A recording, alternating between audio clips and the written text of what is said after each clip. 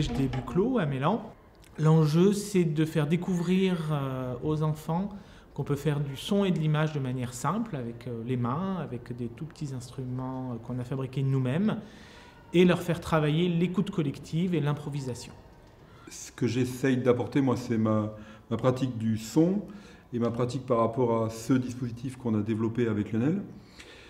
Et c'est de partager cette envie avec les collégiens. Et après, c'est à eux de s'en accaparer. Donc en fait, moi, je suis là juste pour donner des idées, pour être un peu le déclencheur d'une envie.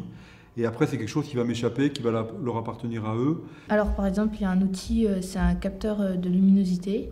Et en fait, il est retransformé en son. Et donc, on joue avec une lampe. Et on a aussi un petit outil qui nous permet de transformer le son. Donc, on peut faire des sons particuliers. C'est des sons qu'on n'a pas l'habitude d'entendre. Ils font penser un peu, par exemple, à la musique contemporaine qu'on peut entendre parfois aujourd'hui.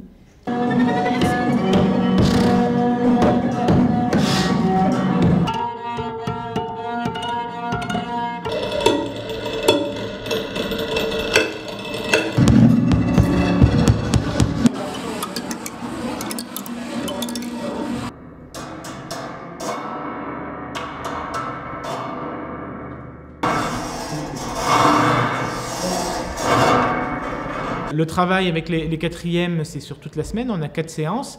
Donc aujourd'hui, c'était la séance de découverte des instruments, d'appropriation.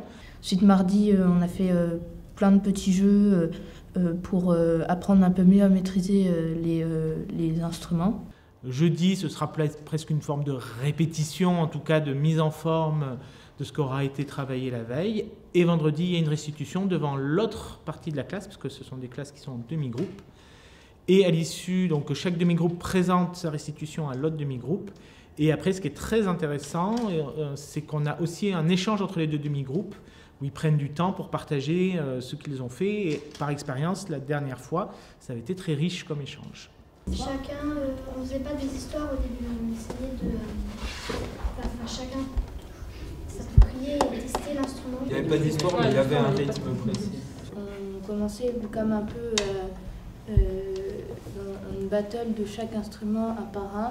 Donc je commençais, ensuite Rémi coupait et chacun se coupait un peu comme on avait fait pour les relais. Alors moi j'ai bien aimé parce que en fait, j'avais déjà essayé de faire j'avais déjà fait des sons avec des objets du quotidien comme ça. Et là, ce qui est bien, c'est que du coup, c'est d'autres choses auxquelles on n'avait pas forcément pensé. J'ai l'impression que les élèves ils s'amusent bien. Donc il y a tout un côté assez jubilatoire. Au début, ça y va un peu tous azimuts. Et puis, petit à petit, ils comprennent qu'ils peuvent aller plus dans de la finesse, qu'ils peuvent commencer à découvrir du son. Et donc, on garde toujours cette idée de jeu, mais petit à petit, on sent qu'ils découvrent les potentialités d'un instrument et qu'ils petit à petit se l'approprient.